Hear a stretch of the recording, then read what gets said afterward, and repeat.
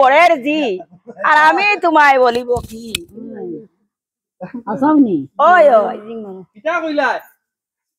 তুমি বরের জি বালাগরের জি আমি তোমায় বলবো কি শুনুকা আপনে জানো সব ধর্ম তুমি তো আপনে সতী রাখিলে কুলের খ্যাতি বৃদ্ধ হালে হেন সার কর্ম ওই যে শুনিয়া শান্তের বাণী কলিলা শুনু তারানি গো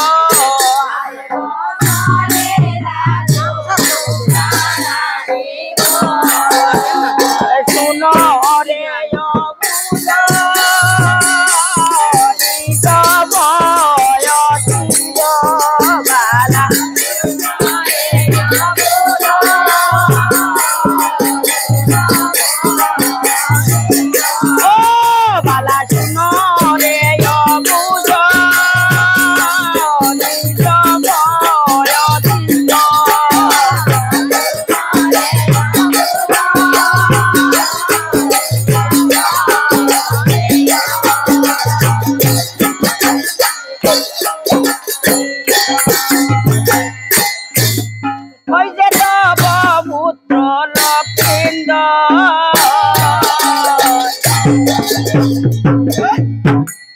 তোমার পুত্র লক্ষিন্দর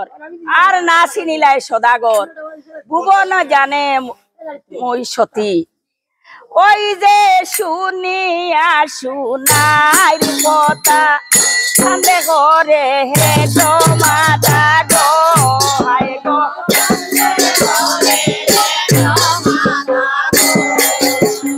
মনে মনে কর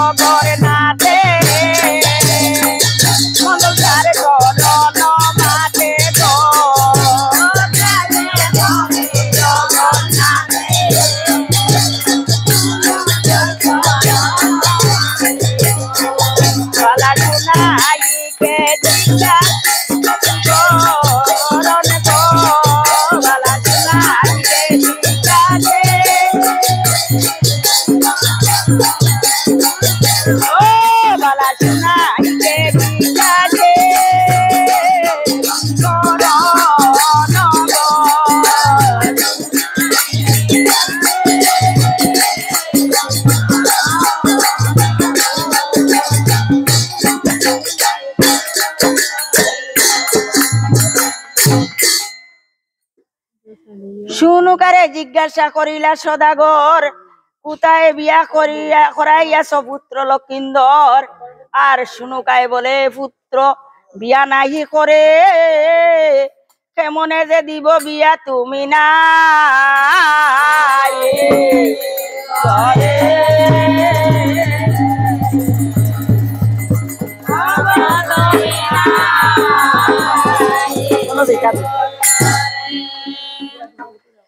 এখন এখন লখা প্রভাতে সভাতে বহিষে রাজা চন্দ্রধর, মিলিলে ক পাত্র মিত্র রাজার গুসর। দুলাই কুলাই পুরী বার্তা যবে পাইল,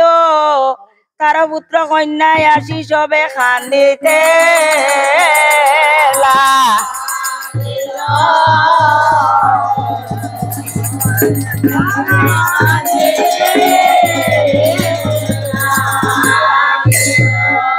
মাতা কুটি গেলা সবে আপনার গরে,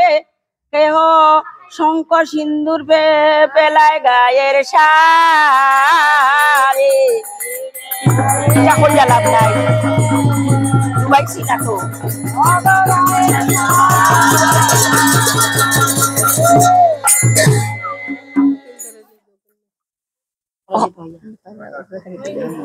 হরষিত হইয়া চান্দে সভা মধ্যে বইছে, হেন কালে শ্রীধর রাগাই আইলা দেশে।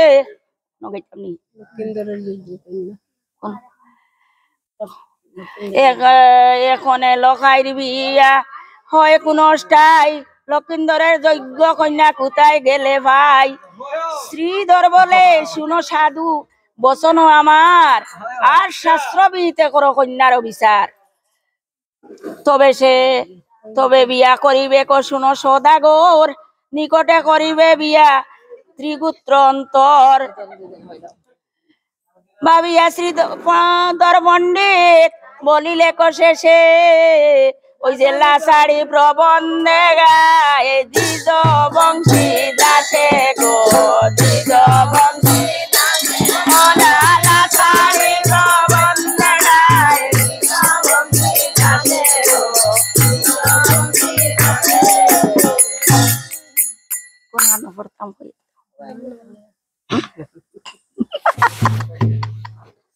সকে বাবা লইয়া যাইতো আইছে কি আছে তো তাই যা কইতাম ঠিক আছে গেছেন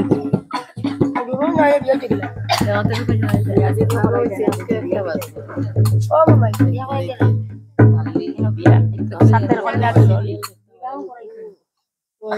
বিয়া কইরা দিও না ওটা তো হইতা না জোড়নি বাপিয়া জোড়নি আইতো না আমরা তো জেলা